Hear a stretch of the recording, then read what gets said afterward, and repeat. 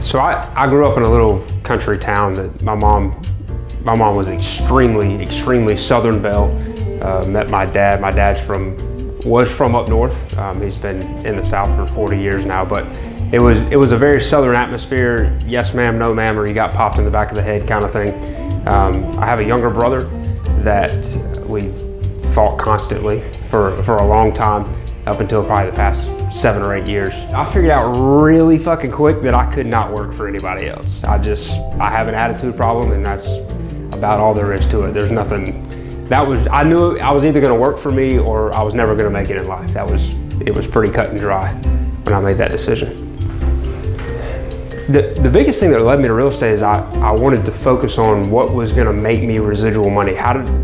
What was I gonna do so that I didn't have to wake up on the first of every month and eat what I kill, for lack of a better term. I wanted to know that I could, whether it be owner financed property or rental properties, whatever it may be, I wanted to know that I was gonna wake up on the first of every month and I was gonna have money coming in regardless of what I did throughout the month prior to that. So I started out wholesaling real estate, which is essentially I get a contract with you and I sell it to Brian. I'm just selling paper. I'm not actually selling a physical aspect, or asset rather. So I got started wholesaling, and it was kind of a fluke. I lived in California. I was in the car business working for my dad at a BMW store. One of the employees that worked there, he got out of the car business, introduced me to the wholesaling real estate, kind of taught me how to do that, how to get a seller to sell you a house for a lot less than it's really worth, and to find an actual cash investor that could come in and buy it. Everything has to be in writing. I've yet to lose money on a deal. I've yet to get screwed in the process of rehabbing a house or owner financing a house.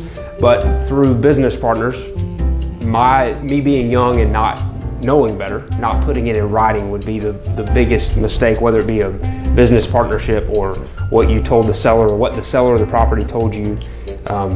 Put everything in writing, because it will come back to haunt you. So the main thing that I'm going to teach these people that they have gotten to the courthouse steps and they are going to lose their property, and the reason they got that far was just lack of realizing how fast the process moves. I have the ability and the knowledge to stop that process within a couple days of it happening. So those people all the way up to, hey, you're going to lose your house tomorrow.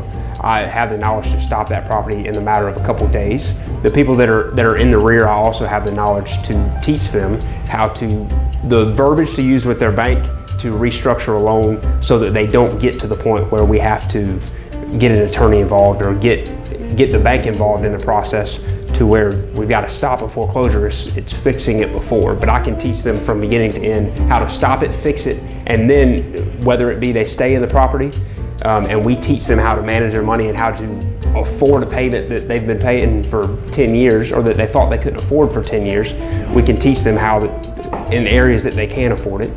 And then also we're going to help them get out of the property if they genuinely can't afford the monthly payment.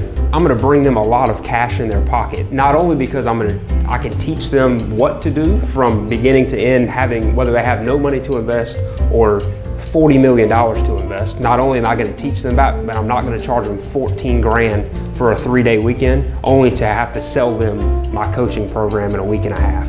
I'm going to give step-by-step instruction on everything.